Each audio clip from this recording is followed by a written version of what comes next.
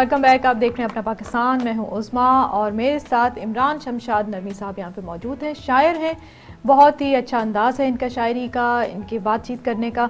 इमरान साहब, वक्त दुनिया पे जैसे अभी हम थोड़ी देर पहले भी बात कर रहे थे कि बड़ा मुश्किल वक्त चल रहा है इस वक्त लोगों का, और बड़ी परेशान कुन सूरत हाल है।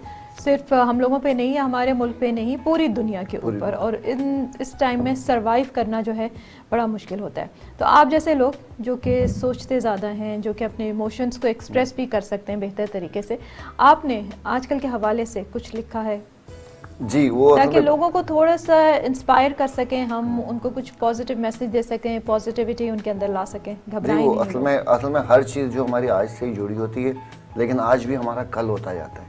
एक मसला यही है इसके अंदर। तो बहरहाल कि कभी कभार हम मायूसी बताकर उनको जोश में ले आते हैं, कभी हम उनको उम्मीद जगाकर उनको मायूस कर देते हैं इंसान को। यही होता है। मैं अगर आपको उम्मीद दिलाता हूँ और उसको मैं ठेस पहुँचा दूँ तो आप मायूस हो जाएंगी। लेकिन मैंने अगर आप कोई किसी काम में आप अटके हुए हैं, मैंने आपको मायूस कर दिया शदीद, तो मैं आपके साथ रहम कर रहा हूँ ना, आपको उस माहौल से निकाल भी रहा हूँ।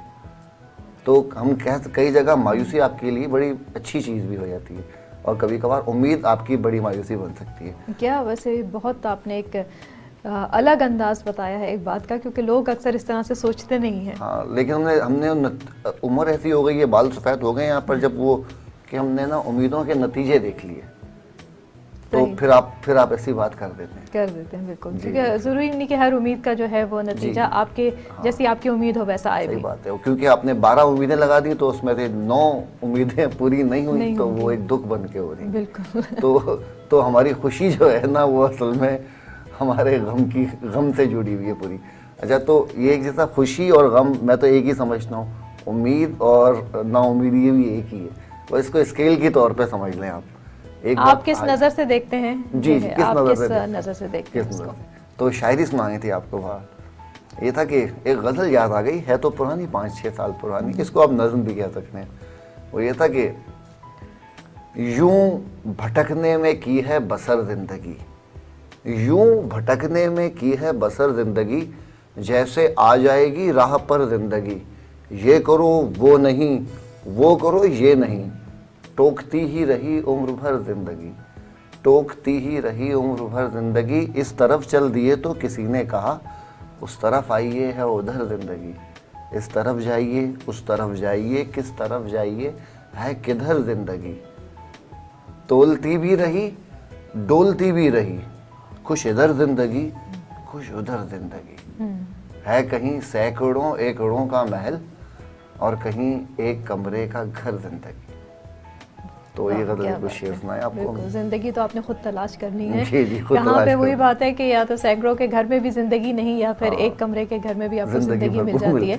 जिंदगी को तलाश हमने खुद करना होता है और मायूस नहीं होना होता। लेकिन जैसे आपने कहा कि कभी कभी मायूसी भी जो है वो भी अच्छी चीज़ होती है, क्योंकि अगर हम मायूस नहीं होंगे तो हम आगे भी नहीं बढ़ेंगे। जी, वो असल में आपको ना अपने कलपुर्जों का नहीं मालूम होता।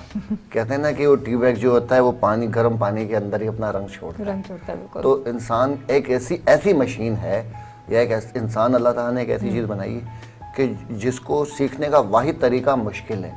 मैं फिर स्क्रीन के सामने बात कह रहा हूँ कि इंसान ने इतनी सारी तरक्की, सारा इल्म अपनी मुश्किल से सीखा। हर इंसान की ज़िंदगी में, हर कौम की ज़िंदगी में मुश्किल उसके लिए एक नेमत लेके आती है। अगर हम आपकी ज़िंदगी से मुश्किल ख़त्म हो जाएगी तो आप इंसान ही नहीं रहोगे। तो ये मुश्किल ही आपको आगे बढ़ाती है। बिल्कुल।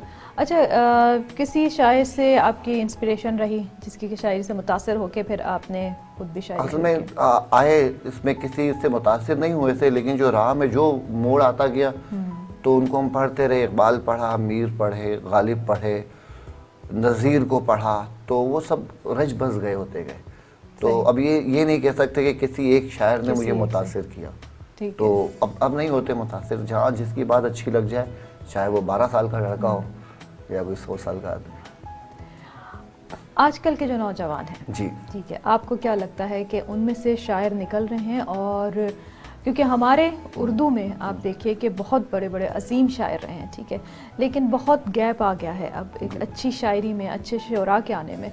आपको क्या लगता है कि आने वाले वक्त में, या अभी भी जो वक्त है, आप देख रहे हैं कि हमारी जो नौजवान नस्ल है वो अच्छी शायरी कर सकती है, या उसमें से अच्छे शोरा निकल सकते हैं? देखिए, वो फिर मैं कहता हूँ कि बात से पहले एक बात होती है और वही असल में बात होती है।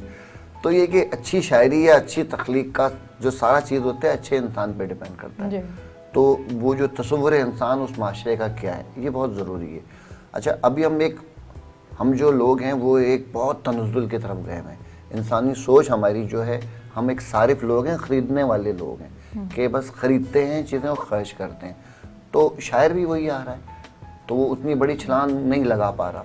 उसकी शायरी भी मादी मसाइल में घिरी हुई है। तो जब इंसान इससे आगे जाएगा, अपने इंसान को दरियाफ्त करेगा, अपना इंसान, अभी तो इंसान का इंसान होना ही खतरे में। लेकिन आप ये देखिए इसके, मुझे याद नहीं पड़ता कि अगर मैं अपनी थोड़ी सी जो है यादाश्त को पीछे लेके जाऊं, तो पिछले 2 दहाइयों में मुझे नहीं लगता कि ऐसा कोई अजीम शायर हमारे मुल्क में आया हो। कि अगर हम देखें तो 60-70s में फैज़ अहमद फराज, उसके बाद परवीन शाकिर, इसके बाद अगर हम देखें तो हमें कोई ऐसा नाम नहीं आता हमारे सामने कि हम कहें कि ये हमारे मुल्क के या उर्दू के बहुत अजीम शायर रहे हैं। तो उसकी क्या वजह है? लोग शायरी नहीं कर रहे, या फिर एक वजह यह भी है कि लोग खुद भी शायरी पढ़ना भी ख़त्म हो गया, क्योंकि एक शायर की जब शायरी को पढ़ा भी नहीं जाएगा तो उसका काम भी, उसकी शायरी लोगों को कैसे पता चलेगी। तो लोगों ने अब, अगर हम देखें कि अगर हम कहते हैं कि शायर नहीं है, तो उस शायरी को पढ़ने वाले लोग भी तो अब नहीं रहे। हाँ, असल बात ये है कि जो पहले एक वक्त था कि शायरी फर्स्ट मीडियम थी, बिल्कुल, शायर से ही बात पूरी दुनिया में पहुंचती थी। अब वो मीडियम शायरी की भी तनज़्ज़ुली होती रही ना। अब फर्स्ट मीडियम आपका एक कैमरा है, मीडिया, ठीक है, हाँ, मीडिया है। वो शायरी का चीज़ें, शायरी पहले आपकी ज़िंदगी पे असरअंदाज होती थी, अब एक शख्स के ऊपर भी असरअंदाज नहीं हो रही। एक फ़र्क तो ये आ गया है शायरी का, वक्त के साथ हम बिल्कुल, वो कह रहा हूँ ना, हुस्न को पीछे छोड़ के हम सिर्फ फ़ायदे की चीज़ पे आते गए कि भाई इसमें फ़ायदा किसमें कितना है, फ़ायदा कितना है। अब वो शायरी भी फ़ायदे वाली होने लग गई, लोग भी वो फायदे वाले निकलने लगे। बिल्कुल, कि तो आपको, हम हर चीज़ को देखते हैं कि मॉनेटरी उसमें देखते हैं कि हमें फ़ायदा किस चीज़ से हो सकेगा, ठीक है, इसमें हमें कितना प्रॉफिट कितना है इस चीज़ में। और उसी वजह से ये है कि ज़रूरी नहीं ज़िंदगी में हर चीज़ को प्रॉफिट और लॉस पे नहीं देखा जाता। और तो नुकसान से निकल के तो आप नई दुनिया देखते हैं, अपने आप को भी जानने का अंदाज़ा होता है। तो ये कि वो जो पहले दौर था कि जो शायरी सुनने वाला था वो भी बड़ा ज़हीन आदमी था, उसको भी शायरी का एहसास था क्योंकि खुद गहरा था। बिल्कुल। तो अब वो जो गहरे लोग ख़त्म हो गए, जानने वाले कम लोग हो गए। अब इंसान को पहचान ही नहीं है किसी की, अच्छा शेर क्या है, बुरा शेर क्या है, लतीफ़े में और शायरी में फ़र्क क्या है, ये कारी को नहीं मालूम हुआ। बिल्कुल। तो ये एक तशवीशनाक, एक अलार्मिंग सिचुएशन है, क्योंकि हमें अपनी ज़ुबान से दूरी जो हमारे लोगों में आती जा रही है उसको ख़त्म करना है।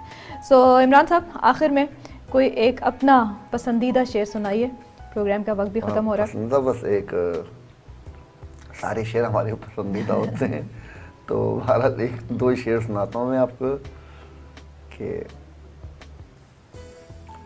ख्वाब सा एक जहां है कि जहां सब कुछ है, इन जहानों से बहुत दूर कहीं, आओ जीने की कोई राह निकालें इमरान, आओ जीने की कोई राह निकालें इमरान, कारखानों से बहुत दूर कहीं दूर। बिल्कुल। तो बस कारखानों से दूर हो जाए तो ज़िंदगी अच्छी संवर जाए मेरे ख्याल। बहुत शुक्रिया इमरान साहब प्रोग्राम में आने का, बहुत अच्छी आपसे बातचीत रही। और जैसा कि मैंने आपसे कहा था कि सुबह सुबह अच्छी शायरी सुनेंगे तो मूड बहुत अच्छा हो जाएगा। मेरा मूड अच्छा हुआ, उम्मीद करती हूँ कि आप लोग भी लुत्फ़अंदोज़ हुए होंगे, आपका मूड भी अच्छा हुआ होगा। प्रोग्राम का वक्त यहीं पे ख़त्म होता है, आपसे दोबारा फिर मुलाकात होगी। उस्मा अख्तर खान जी को इजाज़त दीजिए, लेकिन फैज़ टीवी से जुड़े रहने के लिए हमें लाइक कीजिए, सब्सक्राइब कीजिए और बेल आइकॉन का बटन ज़रूर दबाइए, और हमें फॉलो कीजिए यूट्यूब, इंस्टाग्राम एंड ट्विटर पे। अपना बहुत ख्याल रखिए। अल्लाह हाफ़िज़। News, entertainment and infotainment, web series, documentary, Pakistan का सबसे बड़ा वेब टीवी फैज़ नेटवर्क। फैज़ सबके लिए।